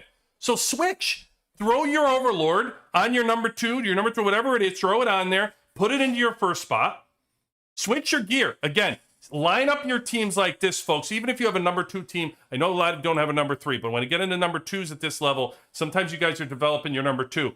Situate your teams in your lineup presets where your number 1 team and your number 2 team. Now, I'll give you a perfect example of how I do it, okay? My squads, I do not have all red on my tank squad yet. So I have number 1, I have a first team and a second team, but you get into my third team and I'm like 14 behind. I need 14 more reds. So I don't have I don't have reds on all my tank. However, what I do now is when a strong missile is hitting me, because I finished my mastery, it would be pointless, right? If I didn't take advantage of it. Yeah, look at him, 116 million. Yeah, you big son of a bitch. So like it would be pointless if I didn't actually use my tank squad. So what I do, folks, is I set up a lineup preset that's tank red gear. So what it does is it puts all my red gear on my tank. Just like that. Boom. So now I have tank with red gear. And now I'm set up. If I'm doing a missile, then I have the missile hitting my tank, and then missile needs to hit my missile again. So my air becomes my third team, no matter what, right? And you need to have your missile have your tank have your main gear, and then your missile gets your next gear, and then your air. You have it lined up like that. That's how you set up your team. And now in a Warzone duel, all this stuff needs to happen. You have all day to move around and do all this shit, right? Don't just sit there and take a beating. Like, see, and now don't get me wrong. If you're still getting leveled, like you get hit and then they go, switch your Overlord, whatever, and then see how you do. If you're still getting lit up, then it is what it is. Now, hold on, because we're in a Warzone duel. So now I got to finish this out to what you do. If you have a good spot in a Warzone duel, if you're on the front, let's say, or you have whatever, you should know this. Okay? That means you take your wall down and you take your lickings. You do not move. It's so important for you to understand what I'm saying. Do not move your squad. Do not move your squad. You are going to get ported. Take your port. If they're taking too many troops from you, it's okay. Get hit and get ported. Now, why do I say that? You have a front squad. You have a front spot. Odds are that strong person might be hitting you from behind somewhere. They want you to move. As soon as you move, they go into the front spot. You killed your entire server. Don't give them that spot. You need to have an engineer fight for them to earn that spot. So what you do is you take that port, you get ported wherever the hell you go. Doesn't matter. Now your engineers need to clear that spot and get you back there. Make it so that strong person just wasted their time porting you. Nice. And so if they're much stronger than you, great. You're helping your server. You're keeping them occupied. They're wasting their time on you instead of what? Hitting somebody else, hitting a cannon, sending the troops to the capital, whatever it is. They're wasting their time spending it with you. You keep doing that. You're doing your job. You're doing your job. And if you want to switch, you can switch out. Listen, as soon as you get ported and your engineer's clear, you should be on a Discord with your team, and you should be telling your team, hey, this son of a bitch is way too strong. Can I get somebody strong poured into my spot so I can switch with you? Work out a switch. You don't have to stay there, but just know not to give up the spot. I can tell you as a stronger player, it is a dream when I see you give up the spot. When I see you just run and you pour it away, oh, my eyes light up. I get tingly. I'm like, ooh, jump right in. You feel that fizz. Yeah, I'm waiting for it. I'm waiting for you to run. I want you to. Don't give me what I want as a stronger player. Ever. Ever. And that goes for anywhere you are. If you're on the first line, if you're on the second line, you do not do it. Any good spot in there, the first or the second line, this holds true. If you are around a cannon, this holds true. Never give up a cannon spot. And listen, if you're not prepared to do what I'm talking about right now, if you're like, fuck off, QB, I ain't losing all my troops, whatever, then you don't belong in the spots that I'm telling you. Your server does not need you in these spots. Know your place. Yeah. It should not be there. It shouldn't be on the first line. It shouldn't be in the second line. It shouldn't be around a cannon. If you're not prepared to be ported, then no. Go find another spot. Go in the back. Go wherever you want. Be an engineer. Wait for the clearing. Wait to be picked off by somebody. You're going to use a shit ton of advanced teleports because if you ain't ready to be hit in the Warzone duel, then I don't know what to tell you. But that's some free advice I'm telling you right now to help your server out. Never run away. So. People just having the practice of training themselves out of the panic response. They see the screen turn red. They see an attack coming in, and just being comfortable with the getting hit part of fighting is such a big deal. Once you don't have that instant twitch reaction, seeing someone coming in, then you can better assess what's happening, better assess the situation, see what's happening with the rest of your teammates. Who's next to me? Is there time for a garrison? Is this a someone hitting me from freaking across the country and they're not going to hit for a minute and a half? Or where am I? Where's my main team? You get a lot more. You get a lot more thinking time, and you can be a lot more strategic when you're no longer panicking. All right, Cero. Time to turn our attention to Warzone Duel real quick. We got our bracket in. This is who we're facing. We got some big boys in our bracket. So, on the other side of the bracket, we got 120 as we face them in Season 6. Very strong. We just showed you a winner. That's not even the strongest person in there. They have Crash, who's your strongest. We look over here, we see 96 is in the bracket on the opposite side of us over here. Yep. We have two. I want to do this first out of our bracket before we jump into ours and see who is not familiar with 33. As you can see, we are now with the OGs. 33. Let's see how they are. Oh, a 340, a 331, 325. Okay. Decent. I'll tell you what, this is some good fights. Shit. Yeah. This is good shit. This is a good fight against 120. There's no easy way out. Oh, that's a great song, too. There's no easy way out. What song is that? There's no You got me. song.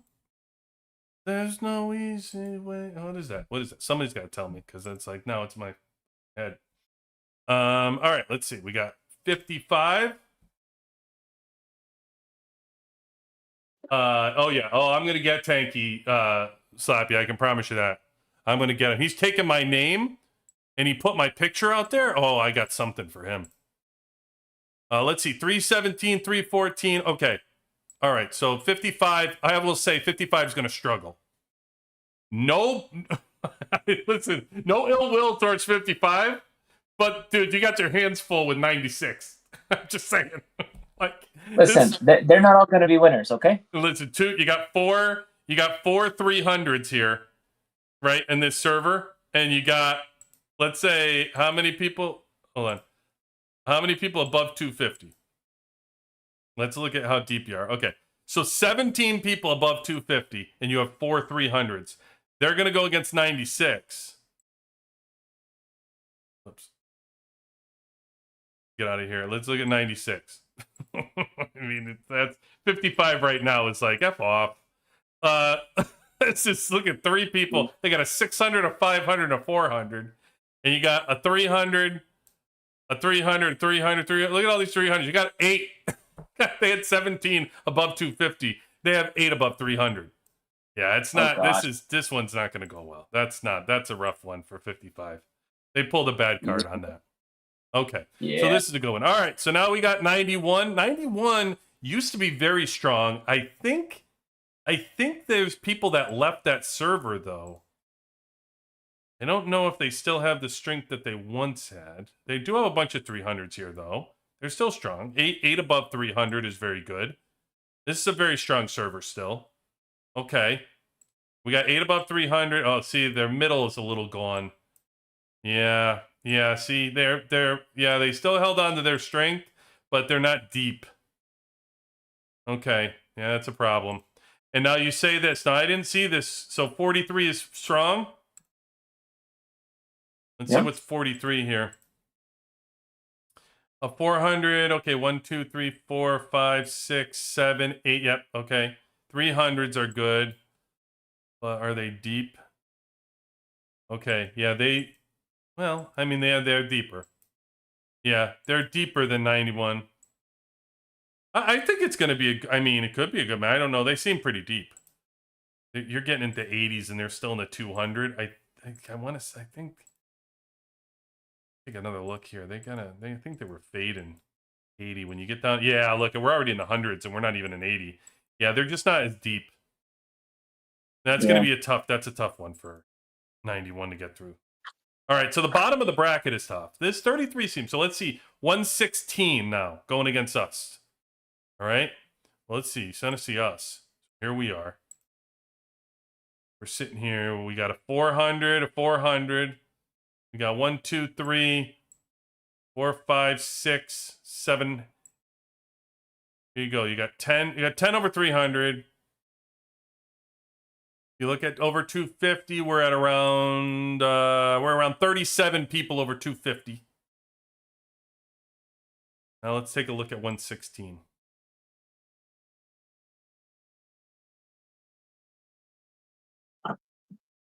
All right, what do we got? We got 5 above 300, 366,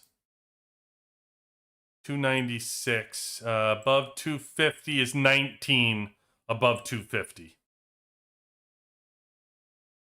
So, I mean, they look deep, though. I mean, they have 200s. They're deep. They got people. So interesting for me to see just what the distribution is for people's strength and people's power on these older servers, because you've got about almost a year on me in terms of the days. I'm ticking over 620, 630 in the number of days that I've got on here. Mm-hmm. And so seeing the difference between what the spread and what the hero power spread looks like on our strongest servers and the folks that we're playing against, I wonder what a year from now, what that's going to look like. Because I see these people that are on these servers and they've got a full year on me. And I'm like, how are you barely above me with a full year of playtime? Like even free to play, like how are you still that tight? How are you still down that low? And it's just, I don't know. It's just interesting to me to see how that's panning out. What do you mean down that low? What do you mean? As far as what I mean is free to play, low spend. What do you mean as far as like total hero power? Yeah, like because I'm a low spend. You're what? What are you, 190 or something? Yes. But the game pushed you along. Like what season are you going in 4? We're in 5. We're probably about a month and a half from starting 6. So that's what I'm saying. Like they pushed you along. Right? Like, so they gave you a lot of stuff that we didn't have early on. They dropped the drone components earlier. They drop a lot of things earlier for you so they can push you faster so you can be in there. So it's more of a controlled thing. As far as what we were growing and we were going, we weren't getting the same amount of, let's say, like free stuff, or they didn't drop things as early as they are for you. You know? Yeah. So, and I can only imagine the servers that come behind us are going to be even further progressed, and they're going to be pushed even harder. They're going to go even faster, right? Because now you have a roadmap. You know that tier 11's coming down. You know that headquarters 31 is coming down. You know Gorilla's coming. people can pre-plan way earlier than we were able to when this stuff just it was a dream on the back of a napkin somewhere in the developers on their idea board or whatever it was. Well, I can tell you though, as you build for season, so anybody that's in season 1, 2, 3, the way to build, everybody knows now the blueprints out there for how to build your server. If you want to build your server, the way that you build is really through your blues. Like your purples are limited. So yeah, you need your purples, right? And one of the big things is be careful of who your purples end up being. So your purples that you bring in, you want to be able to hold. So they need to be purples that aren't going to just hop and leave next season. You want reliable purples, right? So that's just by itself. But you're only talking about a handful of people in the entire game. You can't focus on that. That's going to really make your server. If you want to make your server, you need to focus on the blues. Your blues are going to make or break your server. Because those are all the people that are coming in that are filling out that lineup. And it doesn't just happen one season. It's one season, second season, third season. Like as you pull them in, you want to hold on to 20, 30, 40. You're gaining all of those season after season after season. I'll tell you that. I can also tell you, by the time you get to, let's say, season 3, right? If you don't have the golds at season 3, just go somewhere else. Just go to where they are. It's just so much easier. It's just so much easier if you start. And it doesn't have to be the most strongest gold, by the way.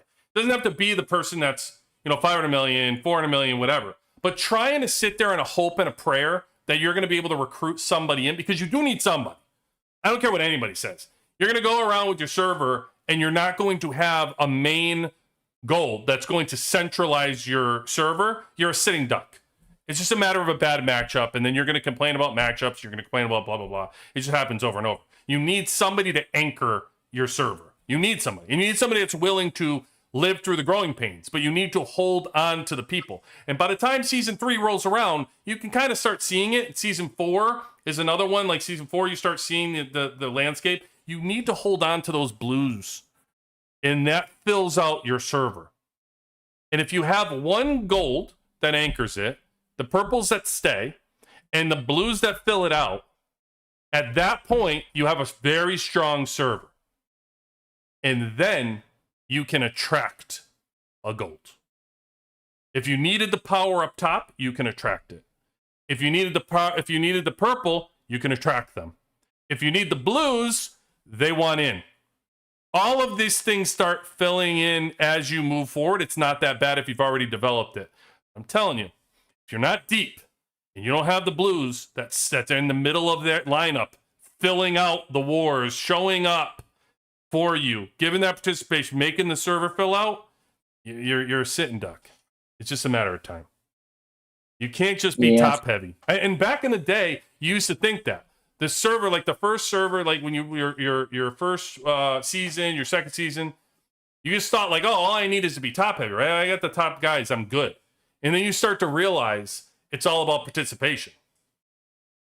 The strongest people lose all the time because their server's not participating. You see it all the time. Yeah, it's true. So it's really true.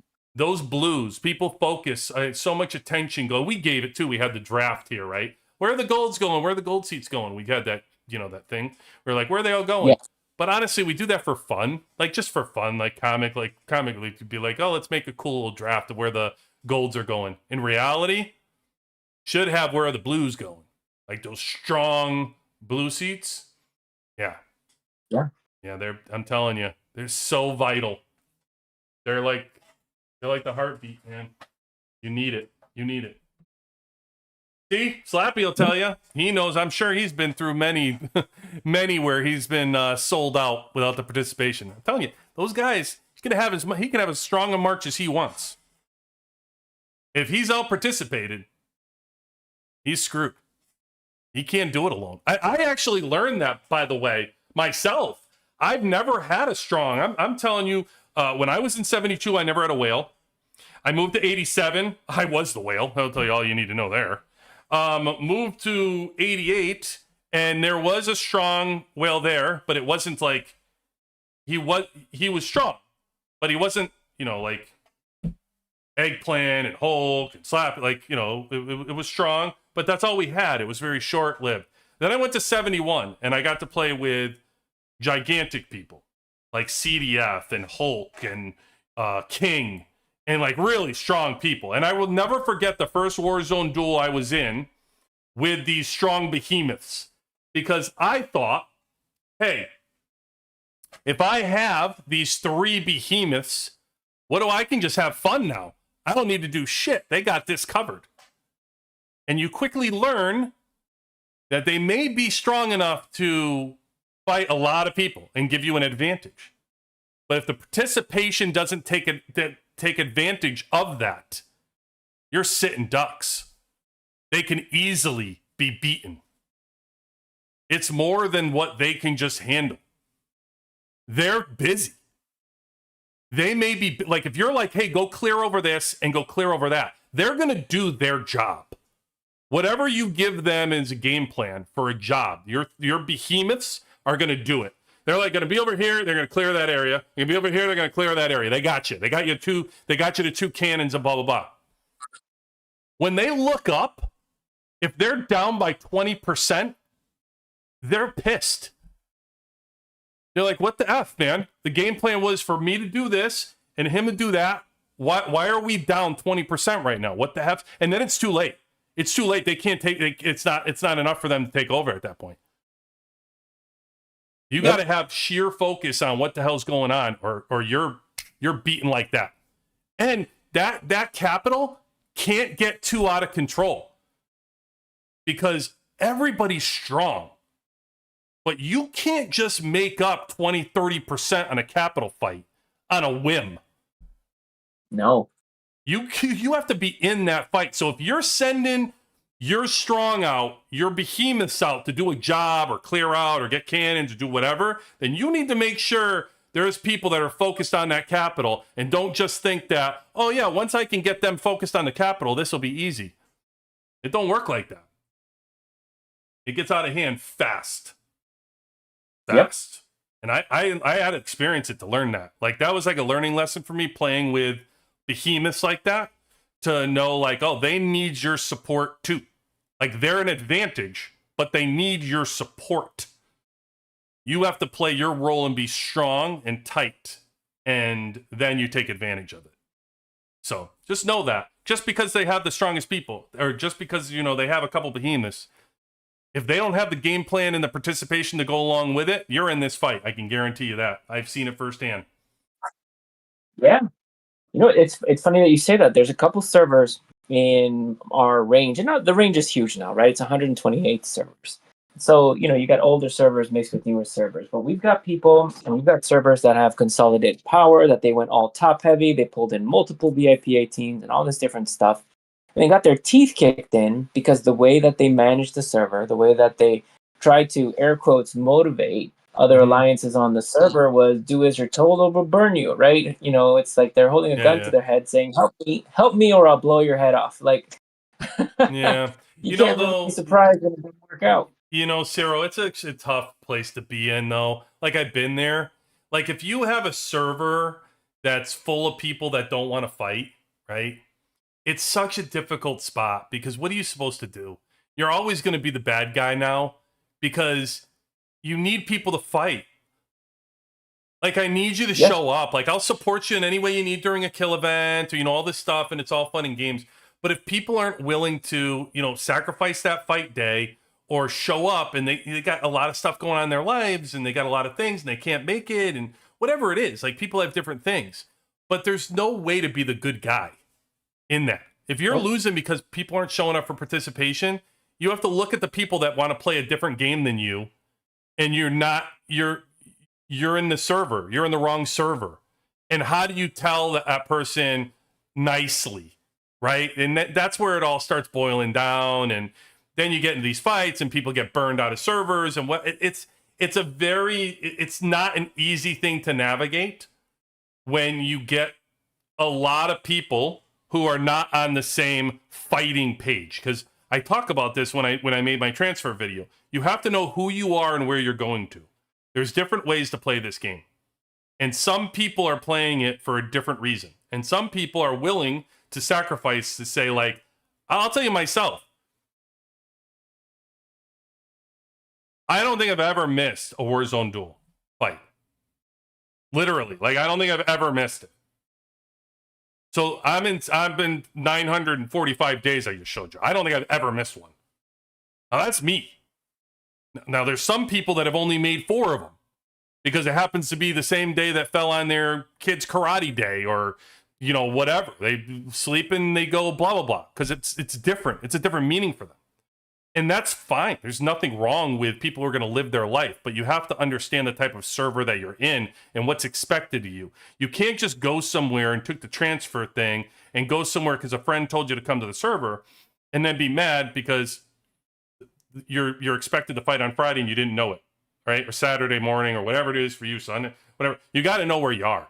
You have to know what's expected of you, and it's really questions that's on you, your responsibility. If you're transferring from the server, that's not the server's responsibility. That's on your responsibility. You need to ask, what's expected of you?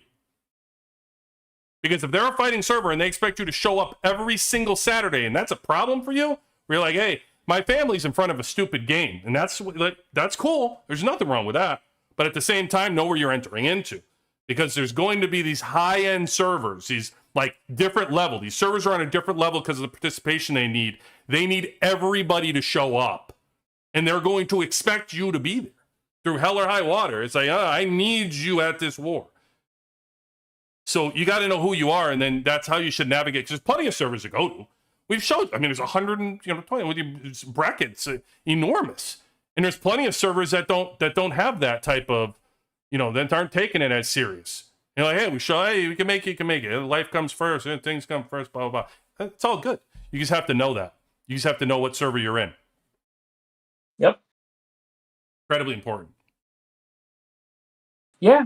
And that's really where people, start to find their home and find their people and find their crowd. Eventually, with the server transfers into the seasons, just like we say there's an alliance for everyone, there's a server for everyone as well. Like if what you want is your Farmville server where you're out there hunting zombies and you log in every 3rd day or whatever it is, there are plenty of graveyards that are probably auto-accepting transfers. You know what I mean? Like if that's what you want, sure. There's a corner of the universe for you to hide in and do nothing, and if that's what you want, fine. But it becomes a problem when we have expectations and we're trying to bring everyone up and we're trying to make something work, and you're just not a part of the solution, and that just makes it more difficult for everyone. And nobody wants to be the bad guy, but we end up being the bad guy. Well, and you can be upfront with a server as well, right?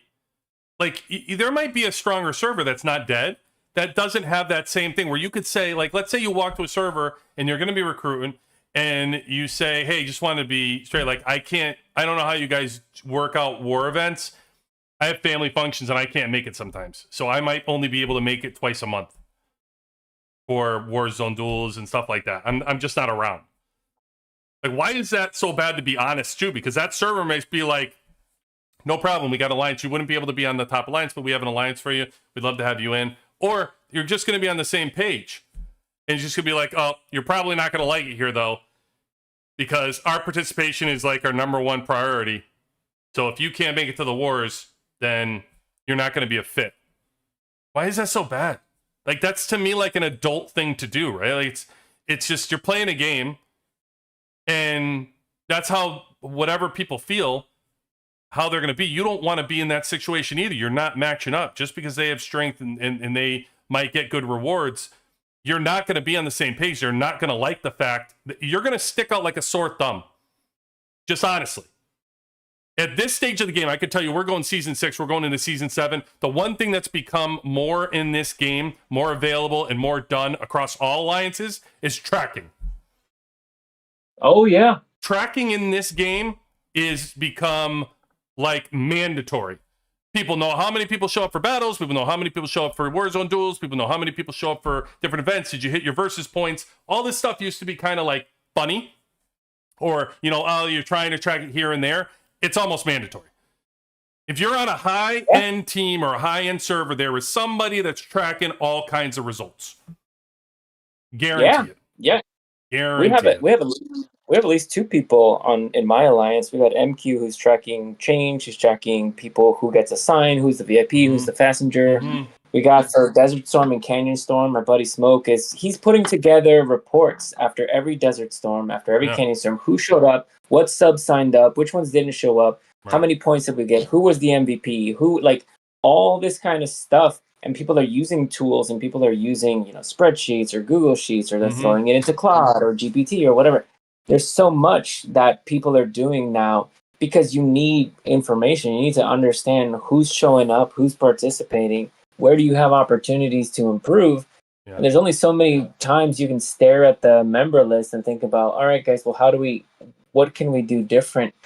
There's just so much that you can do once you can diagnose the problem and you can specifically pinpoint, all right, we have a group of folks who need help with X, Y, or Z, then you can build a solution to work around those people. But unless you know what you got to work on, then you're not going to come up with something that's actually going to move the needle, right? And that's how we've seen improvements.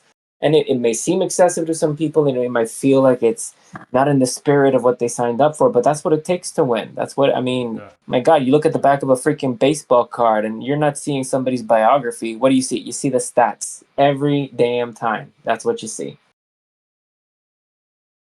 Yeah. And this is a great conversation to have overall for everybody. Hope everybody enjoyed it.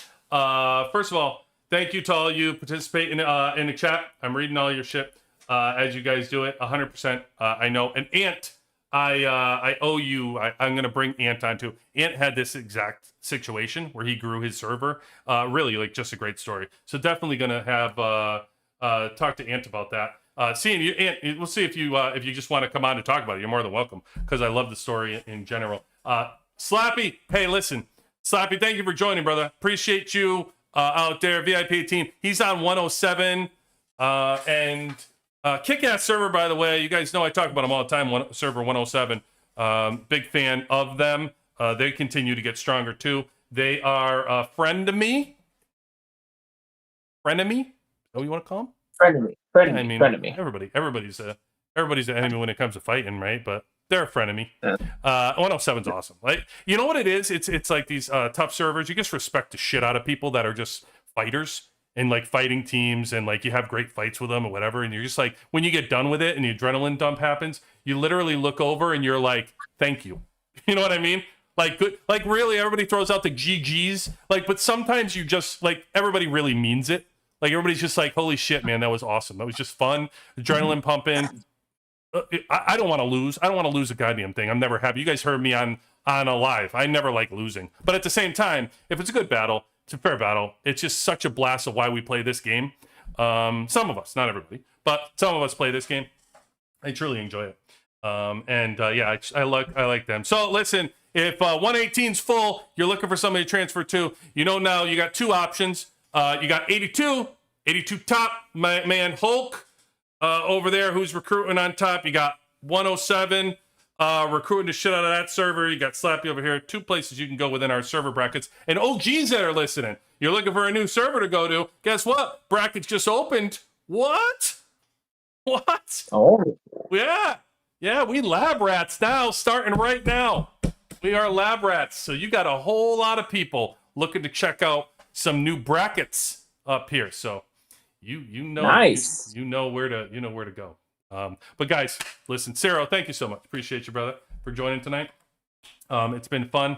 We got a bunch of stuff to talk about tomorrow. I know we didn't get to, so check out my black market video I put out there today. We'll talk about that a little bit more tomorrow. The Bullseye event we'll talk about it a little bit more once it launches tomorrow at Reset. We'll just talk about it live. Have some updates to talk about on the website and stuff tomorrow.